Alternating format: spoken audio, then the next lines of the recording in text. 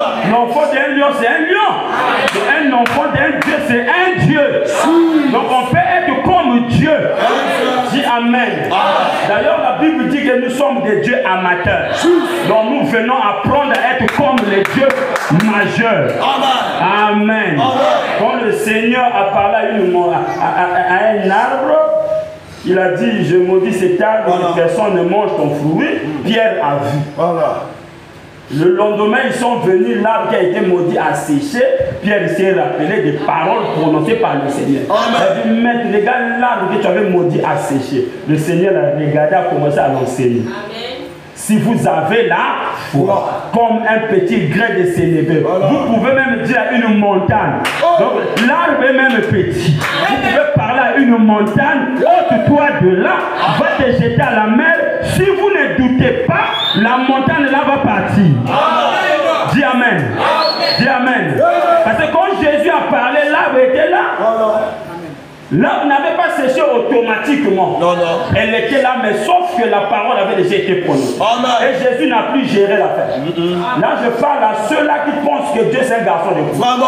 Seigneur, guéris-moi. Le mal est toujours là. Tu commences à dire, je ne suis pas guéri. Mais quand tu as dit Dieu guérit, ou bien au nom de Jésus, je chasse cette maladie. Mais il faut croire pour que la promesse s'accomplisse. Amen. Dites Amen.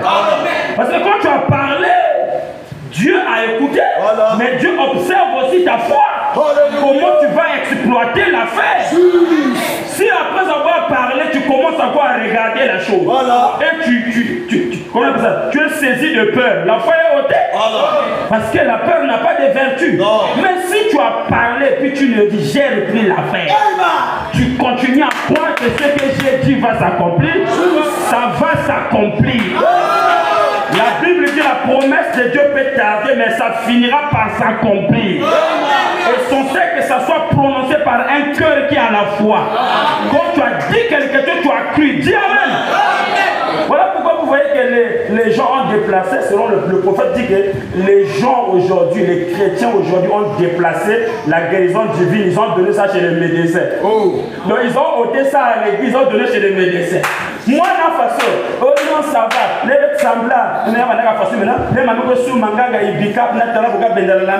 là, ça va. Tu as ôté ça à l'église, tu as donné ça au Banamanganga et aux pharmacies. Pendant que la guérison, ce n'est pas pour les Banamanganga et les pharmacies, c'est pour l'église. Tu as prié, tu voulais voir aussitôt. Le fait que Dieu prouve ta foi pour quelques heures, non. Je partais acheter les médicaments que tu as donné. Donc c'est les médicaments qui ont fait, la prière n'a pas fait. Alors vous rendez la parole de Dieu inefficace par votre propre agissement. Dis Amen. Le démon ne parle pas par les médicaments. Le démon parle par la parole. Si vous prononcez la parole, il y aura le fait. Dites Amen. Dites encore Amen.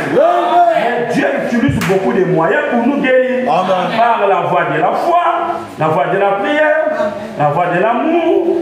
Un simple amour projeté vers un malade. La grâce souveraine de Dieu intervient. Le malade est guéri. Dieu utilise aussi par les voies médicinales, les médicaments. Nous pouvons boire et Dieu passe par ces voies. Dites Amen. Par la prière aussi, Dieu guérit. Mais ne déplaçons pas les richesses de l'église pour les donner aux médecins. Dis d'abord un amen.